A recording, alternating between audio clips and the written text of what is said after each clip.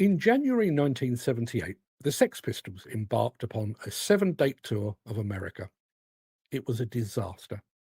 The band was pelted with beer cans in Dallas, boycotted in Memphis, and hounded by moral outrage at every stop. By the time they arrived at the Winterland Ballroom in San Francisco, the band was imploding amidst infighting. Sid Vicious' spiraling heroin addiction, and a manager orchestrating the drama like some punk rock puppet master. Within days, lead singer Johnny Rotten would quit the band.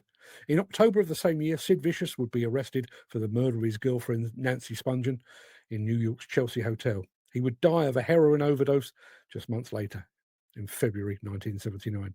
He was 21. But as the band tore through their final encore in San Francisco, Rotten's frustration boiled over. Kneeling at the edge of the stage, he stared into the crowd, sneered, and delivered a line that brought down the curtain on punk's most volatile band and quite possibly on the punk movement itself. Ever get the feeling you've been cheated? In 1997, a new directive addressing non-road mobile machinery emissions was introduced. The Stage 3 and Stage 4 amendment was adopted in April 2004. The Stage 3 standards for non-road engines were phased in between 2006 and 2013, depending on the engine's power band. Over the course of the next decade, those emission restrictions grew progressively more stringent with the implementation of Stage 4 and ultimately Stage 5 regulations.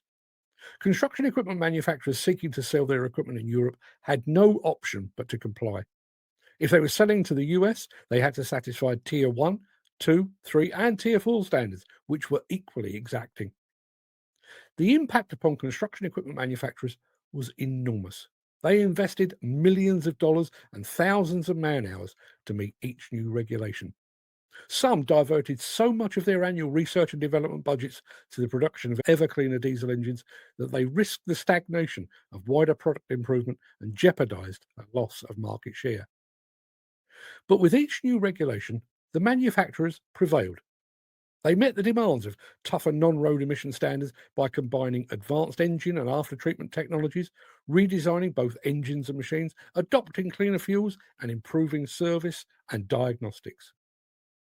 And then, having invested all those millions, all that R&D spend, all those man-hours, all that sweat equity, equipment manufacturers must now come to terms with the notion that despite developing engines that are cleaner than a particularly clean whistle, diesel engines are doomed. They're destined for history's scrap heap. Ever get the feeling you've been cheated? Of course, this will not come as a surprise to the engine manufacturers. In fact, equipment and engine manufacturers have known for years what the environmental endgame looked like. Many of them have, in fact, been addressing the coming death of diesel by fighting on 2 or even 3 fronts, pioneering cleaner diesels while simultaneously developing both electric and/or hydrogen alternatives.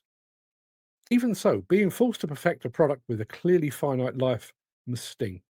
It's the equivalent of Sony spending a decade to perfect its Walkman just as music streaming took hold. Like Nokia diverting its entire R&D budget into the latest iteration of the popular 3310 phone the week before Apple launched the iPhone. Now, I know what you're thinking. Multi-billion-dollar equipment and engine manufacturers aren't exactly strapped for cash. And besides, with each new stage and each new tier, the industry and the planet has grown just a little bit cleaner. Surely that's a small price to pay in our fight against climate change. But this hasn't just impacted the manufacturers, it's impacted everyone in the industry. Equipment manufacturers didn't develop ever cleaner diesel engines out of altruism. Each new iteration has been financed through increases in equipment prices. At the same time, the industry has had to swallow the cost and the hassle of AdBlue. It's had to embrace more regular checks and maintenance to make certain that engines remain within the very fine tolerances required in this clean new world. We've also had to adopt new low rev operations and constant electronic scrutiny to ensure that we don't transgress these environmental rules. And then, having done all of that, we're now being told that it was all for nothing.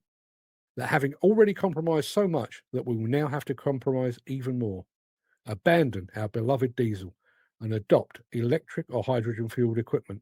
As Johnny Rotten famously once said, Ever get the feeling you've been cheated? Good night.